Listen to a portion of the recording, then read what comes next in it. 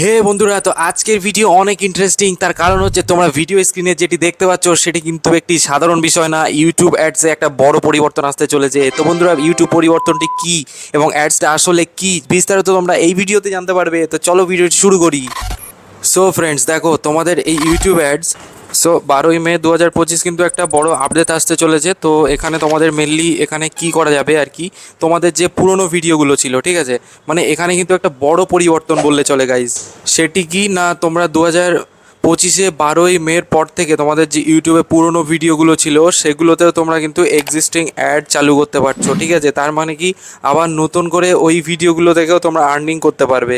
এটা একটা বড় পরিবর্তন। তো বন্ধুরা দেখতে পাচ্ছ, এখানে আমি ক্লিক করার পরে দেখতে পাচ্ছ এখানে একটি অপশান দেখাচ্ছে অটোমেটিক এবং ম্যানুয়ালি, ঠিক আছে। তোমরা ম্যানুয়ালি অ্যাডে ক্লিক করবে না, এই কারণেই বলবো ম্যানুয়াল করলে কিন্তু তোমাদের 8% বা 5% এরকম অ্যাডে রেভিনিউর চার্জ কাটবে, ঠিক আছে।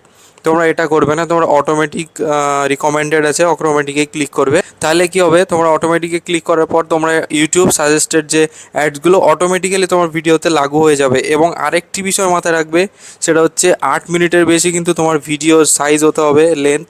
তাহলেই কিন্তু তুমি এই অ্যাডসে এলিজেবল হবে। তোমার যে ভিডিওগুলো 8 মিনিটের বেশি রয়েছে ইউটিউবে, সেগুলোর জন্যই কিন্তু এই অ্যাডসটি লাগু হবে, ঠিক আছে। তো আশা করছি তোমরা ক্লিয়ার হয়ে গেছে বিষয়টি। তো আপডেটটি কেমন লাগলো জানাতে ভুলবে না, এবং অবশ্যই চ্যানেলটিতে নতুন হয়ে থাকলে চ্যানেলটি সাবস্ক্রাইব করে লাইক করে দেবে। তো দেখা হচ্ছে পরবর্তী ভিডিওতে। ততক্ষণে ভালো থাকো, সুস্থ থাকো, জয় হিন্দ।